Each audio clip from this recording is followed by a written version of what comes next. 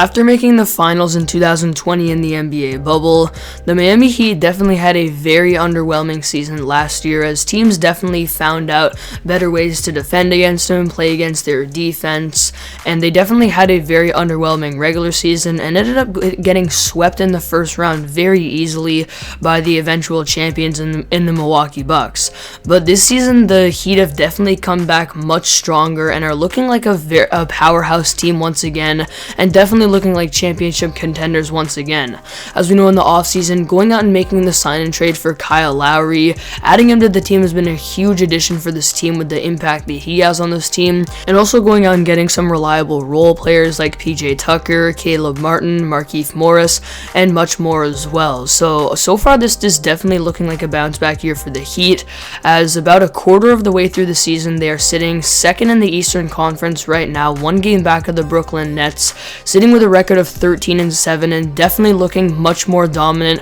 on both ends of the floor, just like they were in the 2020 season. So I'm going to be analyzing today just how good this team has been on the offensive side and defensive side of the floor, and why I ultimately think they are back to being serious title contenders this season. So let's get into it. So let's start off by talking about the Heat's offense and just how much better it has really looked this year compared to last year, and how so far this season the Heat ranked 8th in the NBA in offensive rating with a 110.5 offensive rating, and last year they ranked 18th in this category in the regular season and dead last in the playoffs. And when we look at their improvements offensively from this season from last, I mean, really in terms of statistics with offensive rating, it's actually stayed the exact same, but there's been a lot of other factors this year with NBA teams and players struggling on the offensive end of the floor, like the new basketball, the Wilson basketball that's being used, along with way less fouls and easy flops being called. So really overall, the Heat's offense definitely has improved from this season compared to last season, and really this all starts with Jimmy Butler. I mean, the star player on this team,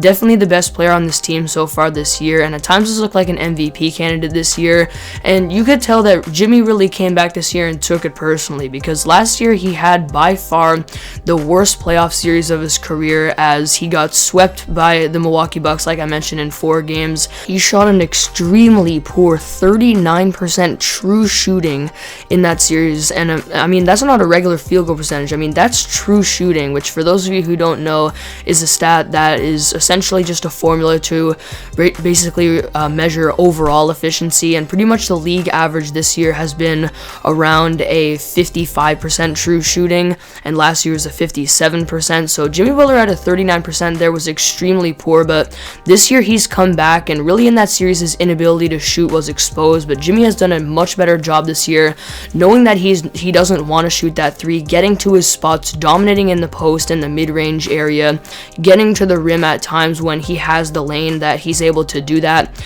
and overall has just dominated so far this year on the offensive side of the floor, putting up 23.5 points per game on career best efficiency, shooting about 52% from the field, 62% true shooting, which especially for this season is absolutely insane, along with putting up about 6 rebounds per game and 5.5 assists per game, and really having a lot of impact overall on the offensive side of the floor for this team, and really overall playing like a borderline MVP candidate so far. And like I mentioned, it's just been so much easier for Jimmy this year. He's put in the work in the offseason, gotten that mid-range shot to the point where he's dominating with that type of shot again, and really getting to his spots a lot more often this year, and just overall dominating. And when we look at the addition of Kyle Lowry to this team as well, I mean, he's just had so much impact on this team. I mean, his skill is definitely not there from his glory days with the Toronto Raptors, but you can see on the offensive side of the floor how he really just does the little things. He does a great job of making the right pass at the right time. He does a fantastic job of setting up his big man Bam Adebayo, or sometimes that might be the backup big and Dwayne Dedmon, but overall Lowry does a great job of maybe setting them up in the post or throwing a great lob to them off of a pick and roll, and his impact that way has been absolutely amazing. He'll also do great things like push the pace in transition when he gets the chance to, and overall I think you guys know how Kyle Lowry operates. He's just that guy that has a lot of impact on the team, and we've definitely seen that so far with the Heat this season. And while his his scoring might not be there, like I said, like it was in 2016, 2017, those days with the Raptors. I mean, he's still averaging 7.5 assists for this team this year and has had a great impact on both ends of the floor, but especially offensively. And then we look at Bam Adebayo, who's really done his typical thing of having the offense run through him a lot of the time, getting the ball and setting very effective screens, and still he is averaging 3 assists, also along with 3.5 screen assists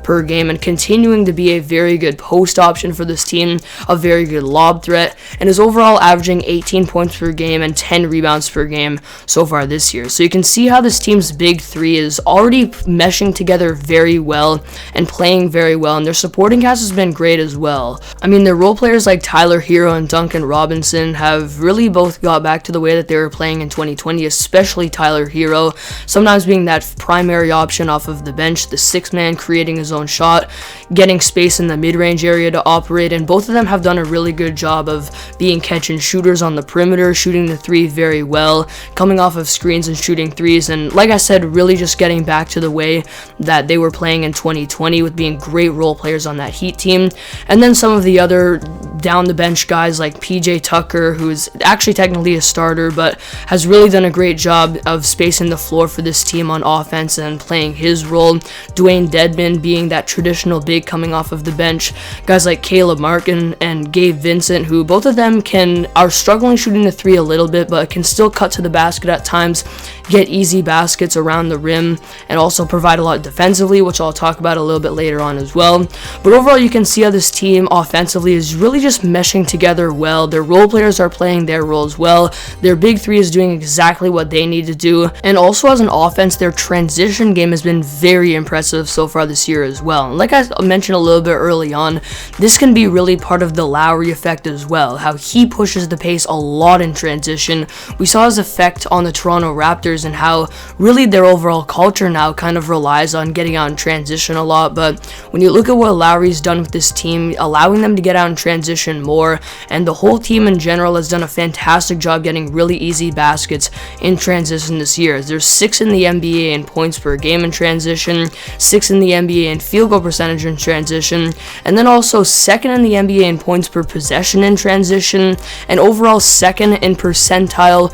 ranking in the 96th percentile among NBA teams in transition so far this season. And all of this, whether it's their transition offense, their set offenses, this is combined with the amazing genius offensive system of Eric Spoelstra. And you can see how him drawing up plays sometimes out of a timeout, or in general just the overall IQ and culture of this team, having a great offensive system, having lots of screening, cutting, moving, and getting a lot of easy shots, especially from three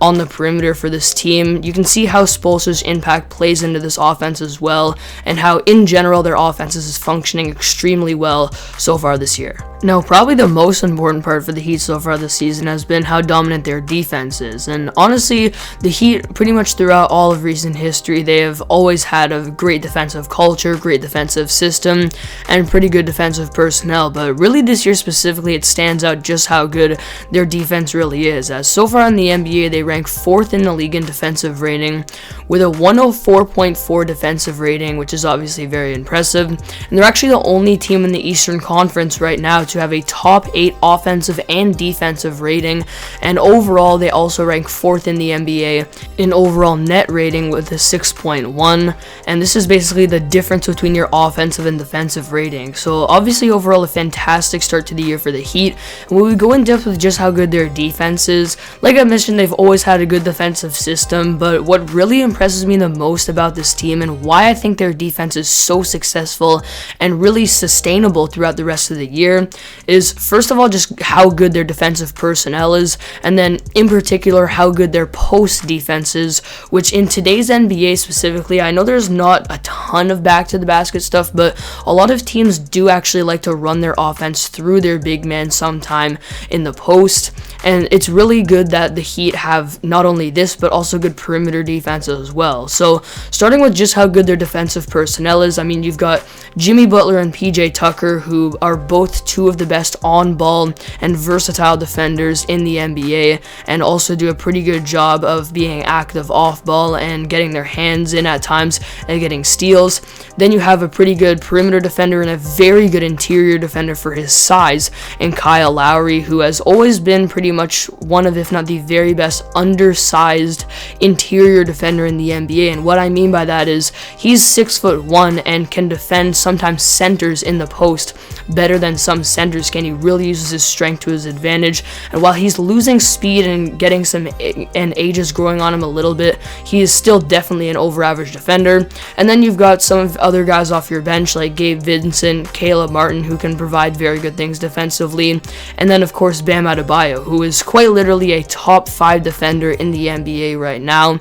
and is honestly playing like a defensive player of the year so far this year with his incredible interior defense, his great not only defensive rebounding but shot blocking ability, and his ability to be probably the most switchable big in the NBA and be able to defend elite guards on the perimeter if he does get switched onto them. And he's also a very good post defender. So when I elaborated what I mean by post defense, I mean when there's a post, when someone posts up on the team that the Heat are facing, like for example their most recent game against the Chicago Bulls, a lot of the possessions they tried to run their offense through Nikola Vucevic when he was in the post. And the problem with doing this against Miami is there's just no mismatch that you're ever going to be able to get on the floor. And what I mean by that is if you're against Bam Adebayo, there's no way that you're scoring in the post, or there's no way that you're going to be able to create a good shot because of just how talented of a defender he is. If you're against Jimmy Butler, no matter your size, that's going to be a tough matchup. PJ Tucker is one of the best post defenders in the NBA. And like I talked about, Kyle Lowry, despite being only 6'1", is one of the best post defenders in the NBA. So there's 4 of your starting 5 that are very good defenders in the post, and we might as well just throw Gabe Vincent in there as well. If he's starting because of Tyler Hero being injured, then that's another guy who is a very reliable post defender as well. So overall, this team just has a fantastic defensive system as well. They switch at the right times, and they're a very good post defending team, which, like I mentioned, is what I think is their main strength. They have good perimeter defense. All of the guys that I mentioned are very good perimeter defenders, rarely get beat off the dribble, and all of these guys do a great job of also leaping out to contest threes effectively, as the Heat are actually holding opponents to shooting only 33% from 3 so far this year, which ranked 8th in the NBA. And also, this team hasn't even done that well this year on rotations, and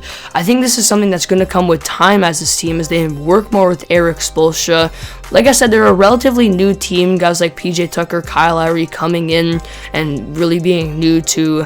this team and the Heat culture, and they haven't really been that good on rotation so far this year when the ball is moving around that court. We saw that especially in the Chicago game, how they were able to get some open threes a lot of the time just because of late rotations. And the fact that they already have the 4th best defense in the NBA in terms of defensive rating and haven't even really cleaned up those rotations yet is extremely impressive. So honestly, I would not be shocked at all if this team ended up with the #1 defense in the NBA, and this is something that has been a very good key to success for them so far this year and is absolutely definitely sustainable for them. So there you have it. That's all I've got for you guys in terms of analysis for today's video. In terms of my prediction on the Miami Heat, I do think that with how dominant they've been on both sides of the floor so far this year, especially defensively, and the team chemistry that they've built so far this year offensively as well, I think that they are going to end up this year as a top 3 seed in the Eastern Conference, along with the Brooklyn Nets and the Milwaukee Bucks.